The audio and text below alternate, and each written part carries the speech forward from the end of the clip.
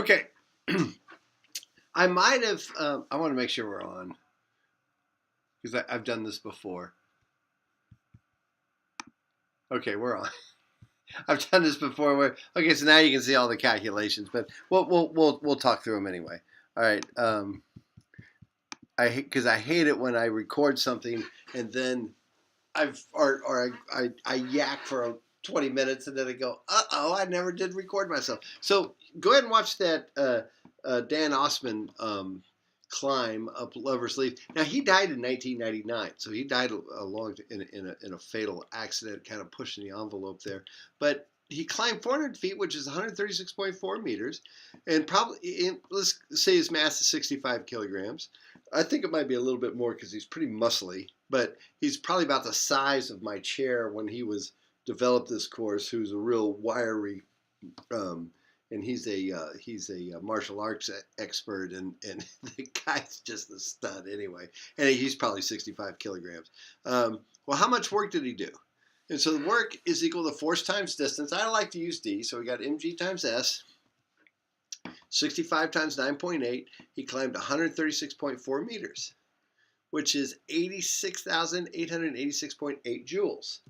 All right, so let's say a man pushes a very heavy crate across a horizontal floor. The gravitational work, I think this will be track 6. The gravitational work done by the Earth on the crate is what? This is one little thing I didn't tell you about work. It's got to be the force times the distance that's parallel. In other words, you've got to go, notice, the force of gravity and the force and the distance, they're perpendicular to each other. So that means no work is being done by gravity.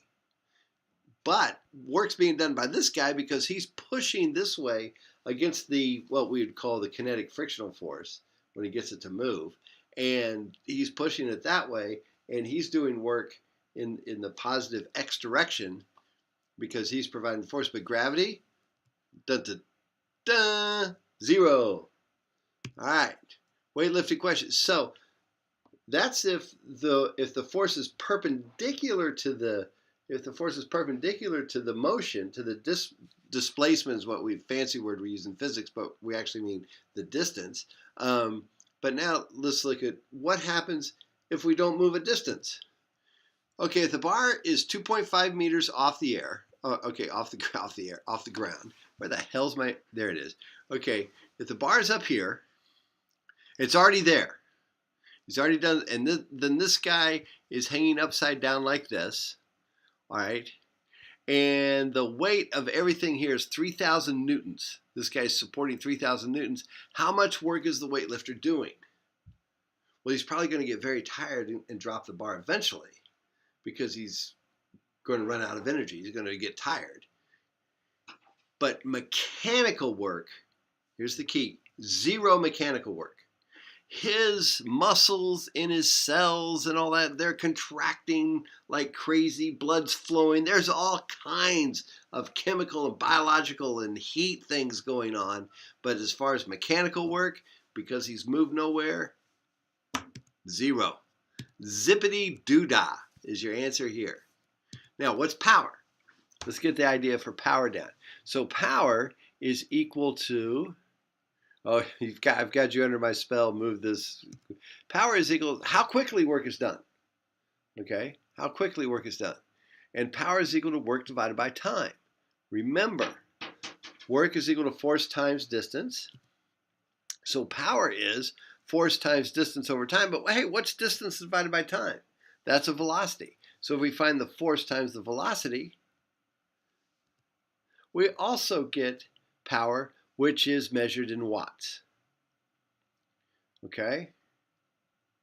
So what I'm going to do right now is let's look at the Dan Osman thing again. All right, I'm going to look at the Dan Osman thing again. Interesting for a second. Okay, so let me get out of here. Oh, let's just go here. I don't need to turn it off. We can just do it with this one. All right, so let's look at the work and power done by Dan Osman in that Lover's Leap climb. All right, the work and power done by Dan Osman. That's okay. So the height that he went, the distance was 136.5 meters. The time that he did was 4 minutes and 25 seconds. Okay, that's the time. So we got to convert that to seconds. How many seconds are in a minute? 60. 60 times 4 is 240 plus 25.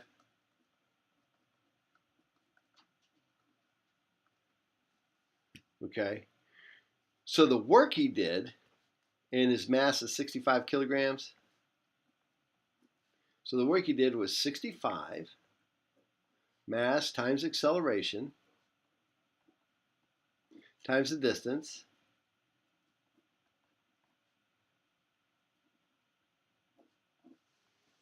And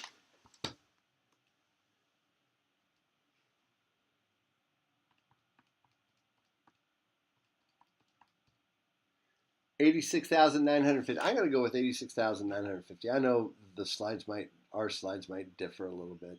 86,900, because they might have been 134.5. I don't know. Joules. But he did it in this amount of time. Now, the one I like to do is I just like to say power is the amount of work done divided by the time. And so I'll just take this 86,950 joules and divide it by, that's a joule, divide it by 265 seconds. And the nice thing about my calculator, I can just hit divided by, and it takes this answer and puts it here. I think most calculators do that now. 328 watts. All right, so that's a fun little calculation, and we'll stop here.